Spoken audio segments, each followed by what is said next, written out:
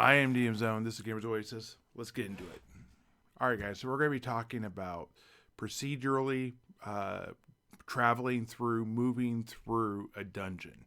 This is also going to be part of a little mini series that's going to be scattered amongst some other videos. So let me go ahead and tell you what future titles or close, like the working titles, are going to be called. One's going to be something to do with dungeon crawl, and this is going to be talking about what it is like to move through the environment of a dungeon.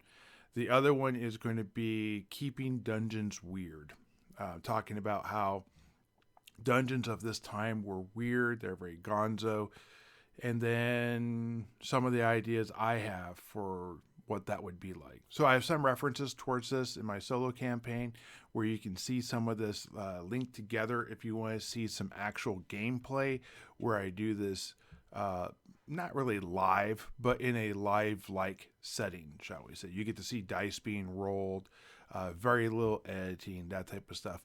The only editing I do is to make it concise, and there's not like me looking up rules and that type of stuff. And if you find it easier to watch a single video versus a playlist, I have turned some of those, like the first 6 videos into Hollowed Oak Dungeon, into one video, which ends up being almost 3 hours long.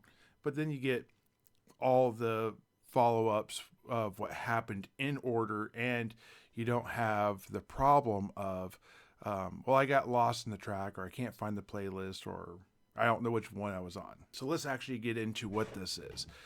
First, we're going to talk about light. Light's a thing.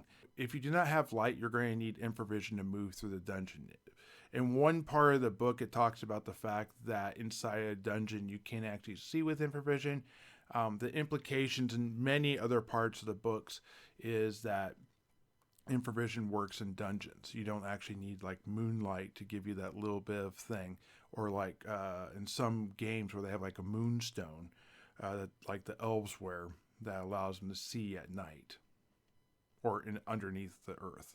There's no clear information on what the radius of each light source should be. I mean, there's some, but not for all types, like a candle, a torch, what you do with like a bullseye lantern, if you have a fire pit, if you throw a thing of oil down, light it on fire. Those things I think are going to have to be sort of referee discretion. My personal opinion is that you work out by radiuses. So if you have a candle, that would be a 5-foot radius with 5 foot twilight, meaning that you would take negatives for anything to see details. There is not twilight in original Dungeons & Dragons. That's a me thing. So if you're not doing that and you want it cut and dry, just make it 10 foot. I do personally 15 feet for torches, and then give 15 feet of twilight. I think going 15 or 30 feet for the light, depending on how you play, just keep it consistent, and that works. Bullseyes, I see as either 60 or 90 feet, with twilight probably falling off 30 feet after that. It would get more and more hazy as you went farther out, and I don't really feel like seeing something 120 feet in twilight is a real thing in most situations. Lighting a Greek fire in the ground, a bonfire, I think a lot of that has to do with how big of a radius it is, how intense it is burning, that type of stuff. If the light is overhead, like a chandelier with 20 lights, I probably would push out that light 5 to 10 feet in addition to what a normal candle would be, making it 15 to 20 foot radius, with an additional probably 10 to 15 foot of twilight. Doesn't necessarily have to be equal. If something is blocking it, as in a wall, you have placed something between you and the bad guys so that your light doesn't go towards them, then I think there's a potential you could block off the light from them being able to see. However, light is 360 degrees, so it's going to illuminate you, meaning if you don't have like a really good way to block it, they're still going to see you because you are the reflection of the light source. So let's get to number 2. Let's talk a little bit about weapon length. This gets a little noodly and probably more detailed than what people would expect in a very rules-like game like original Dungeons and Dragons. This falls more into the wargaming side of things. All weapons have the length that they can be used in. So daggers are good in like tunnels. Spears are pretty good in tunnels. A great sword is not going to be wielded in a 5-foot space very well at all. Tight doorways, tunnels, this type of stuff, you're really not going to be using that. A pike is just straight up not going to be able to make it. Personally, I would have a more laissez-faire type of approach to it, saying that eventually the corners are going to be so tight, the pike would not be able to bend around the corners, or you could potentially break your pike. I would not just be like, no. I would probably give a little bit more rational reasoning for why the pike wouldn't make it so it didn't feel so abrupt when you did it. But for sure, I can understand what they're saying with that. You're not going to set a pike in the middle of a dungeon to receive a charge when you went through a 5-foot windy maze, 5-foot wide windy maze, and you're just not going to be able to bend your pike in those directions. Time is super crucial, and that's going to be number 3. So with time, reason why it's so crucial is every 20 to 30 minutes you're going to have a wandering encounter. Wandering encounters are considered to be more dangerous than regular encounters in general, and they're completely random. So if you're doing a dungeon and you're seeing like scattered bones, maybe it's described as you smell rotten meat, or off in the distance you've heard moans a couple times, but nothing came towards you. You understand you're fighting undead. Maybe you find the ritual runes of like chaotic god worship and this type of stuff by some sort of dark priest or whatever. And you kind of get the general idea. The room has, a bunch of stuff that would make you believe that there's a necromancer type thing in the area. You understand what's going on. If then you run into a rust monster, you're not prepared for that. If you run into an ogre, whoa, you weren't ready for that either. You wish you had a sleep spell at that point, or whatever you might be able to do with it, right?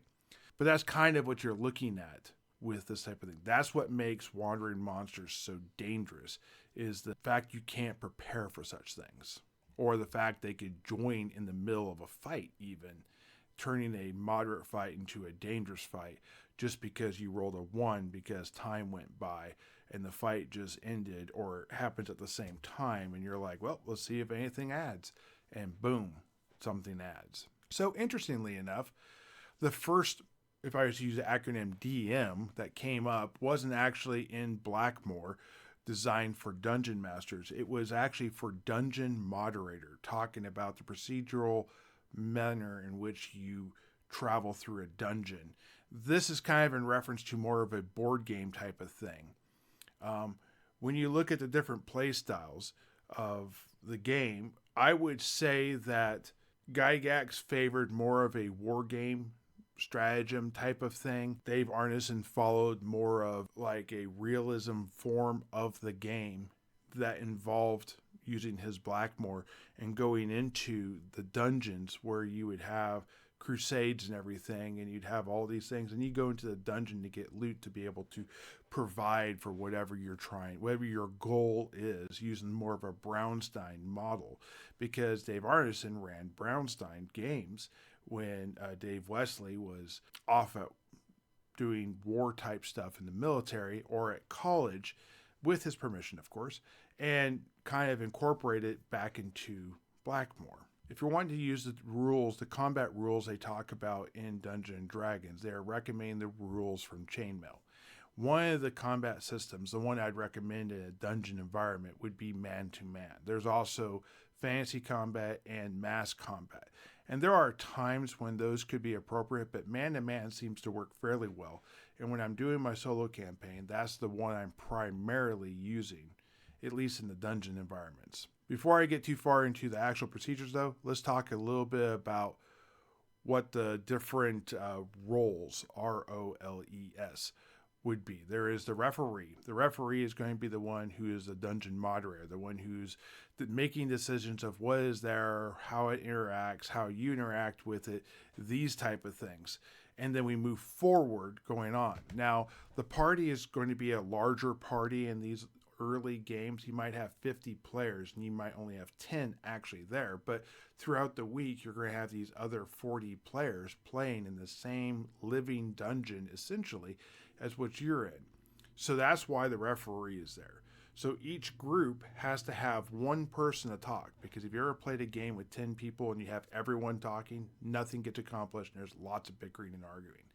So you have what's called the caller. The caller is the one who talks to the referee and says, we're doing this. Here's where some of the betrayal, here's where some of the like feeling like you were taken advantage of comes into it. When you're not the one making the decision for your character and someone else makes that decision, maybe they forget, oh yeah, the thief is searching for traps, and you told him the thief is searching for traps, and he doesn't tell the dungeon master or the referee he's searching for traps, and the traps don't get searched for, and the traps go off and people get injured or die. That's when people get upset with that type of stuff. Understandably. So the caller has a live responsibility, because sometimes you're not even in the room when the referee and the caller are having these discussions. In a Brownstein-like game, the referee might be running several tables at the same time, and the callers in at the same time, or calls them in individually to see what they're doing, and that's how the game is played. The game could be played differently. Now we play at the same table, and there's less need for a caller, but there still was purpose for a caller even in that type of game. One of the other things to be clear on is that the distance within a dungeon is different than the distance with outside the dungeon. So within a dungeon, it's 10-foot squares. Outside, that was done in yards. So when you're within a dungeon, and the referee has to be very clear with their description, they would say things like, the room is 10 foot by 20 foot by 30 foot. Now, what everyone would understand is that's 10 foot wide, 20 foot high, and 30 foot long. As long as you had the same same way of saying it every time, you wouldn't have to explain it, and that cut off a lot of time. You might say that it has a 10-foot square door at the end with it says stairs on the north end. The stairs appear to lead up into the southeast. So that would be how it would be done. How is that map drawn? Well, it's not. That map is drawn by the mapper. The mapper is the person who then translates what is said from the notes of the referee, the DM, into an actual map the players can use. The players never get to see the referee's map. They only get to base off of them. So when they're leaving, they're using their own map to leave. If they are wrong and the referee says, you try to go that way and there's a wall, which way do you want to go? They have to ask following up questions. Well, what is around me? And then hopefully pick the right one and realize what the problem is. And here's where it gets a little screwy. One of the things they did back then is they would have walls that rotated, rooms that repositioned, doors that would become sliding walls. So you go over to what looks like an open hallway and is now a solid wall. It's actually a sliding wall that's now shut. Some of the questions about what is fair starts to play into fair methods. This works really well if the party is aware that shenanigans have occurred and now they are in a pickle and now they have to find a way out. Remember, every 20-30 minutes they're having more wandering monster encounters. This is where it becomes a problem. When it is not fair methods, this is where you start to blame the referee and you get the killer referee or dungeon master type of clause that gets thrown around. As a party travels through a dungeon into large sections or into areas that might have different oddities, it's important that the party might have to split up what they're doing. So some people are looking for traps over here, some people are looking for secret doors over here. And if there's any damage or encounter that happens, that further complicates what is going on and what the referee is paying attention to. If a wandering monster is rolled, what happens is you figure out what level of the dungeon they're on. And then from there, you can go ahead and look at the chart that would be for that dungeon level. I tend to base this around the type of dungeon it is in. Something that could occur inside an actual cave system. Maybe a wall collapses and a torrent of water rushes in. Maybe a sinkhole occurs. Maybe a swarm of bats flies out. This is another thing that they actually didn't have in original Dungeons & Dragons either, which I feel is a great accompaniment, whatever you want to call it, for dungeons, and that is swarms. Swarms traveling throughout the dungeon make a lot of sense to me. They can be difficult to navigate, but they're not necessarily fixated on you. They're just maybe hungry or trying to go through the dungeon. I have some cards here that I'll show you that suggest the hit dice and the type of creatures it could be. I would say that having orc type things in an orc fort or orc dungeon makes sense, though leaving room for captives or an ogre or something else in there also makes sense. It doesn't have to make perfect sense, especially in original Dungeons & Dragons. They refer to this being as a little bit gonzo, like a clown.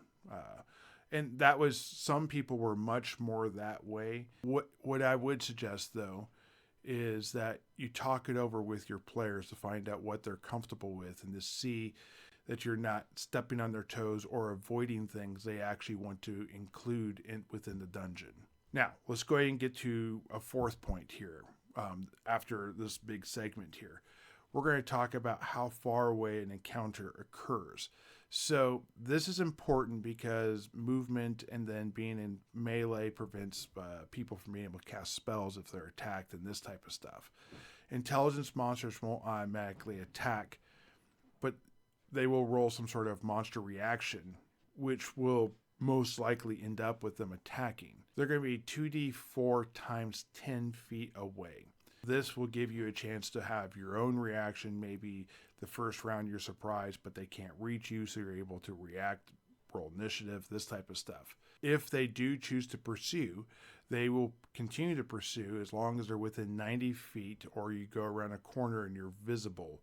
If you go around the corner and you're no longer visible, then there's a chance they will stop pursuing. If they continue to pursue, this is because there's a nuance, there's footprints, there's a smell, something in there that means that they're able to continue to track you. Maybe they see you running through the building or they hear your echoes coming from down the hallway. Also remember, if this is outdoors, all these distances are times 3. If they lose sight of you when they go around a corner, roll a d6. Or if they're outside 90 feet, on a 1 or a 2, they continue to pursue, as I said. If they roll anything other than they stop the pursuit and they go back to what they were doing. Now, let's go ahead and talk about things you can do to try and prevent them from following, even though you're within 90 feet and or they can see you. Okay, so one of the things they can do is there's what I would kind of refer to as a 90-10 rule. So if you have a salted ham and you have an orc running behind you, there's a 10% chance, a 1 in 10. Roll a d10, lands on a 1, it will stop, pick up the ham, and leave you alone and let you get away. That's not much chance. We'll come back to that, though. If you are being chased by a mountain lion and you throw a salted ham over your shoulder, there's a 90% chance. That means anything but a 10, they're going to stop, take the salted ham, and let you leave.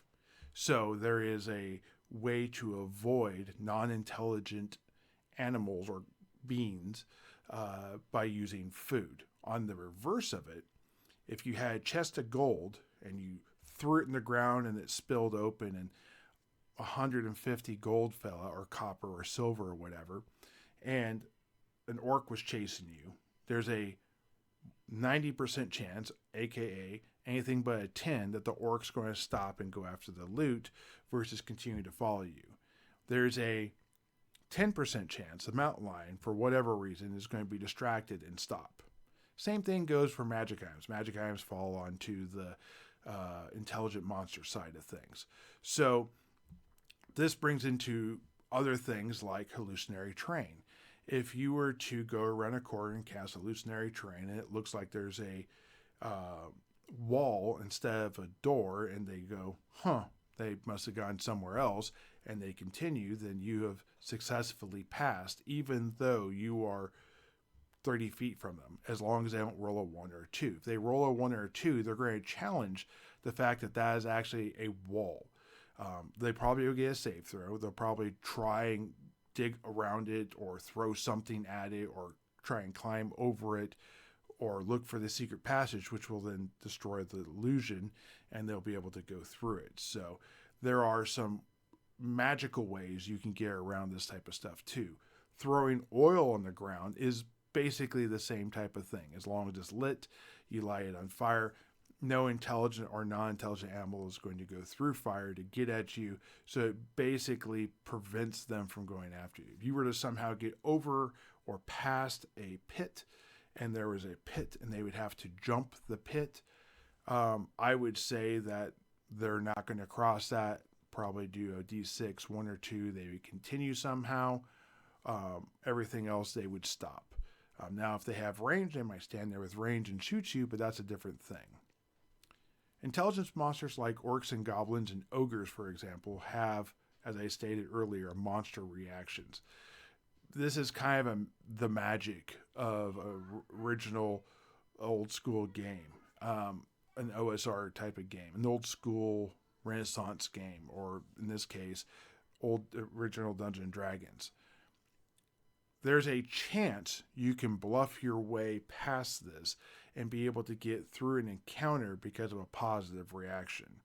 This doesn't mean that he's going to buy you a brew in the end. It just might mean that you guys come to some sort of agreement that you probably should honor if you're lawful, and then be able to get through this encounter.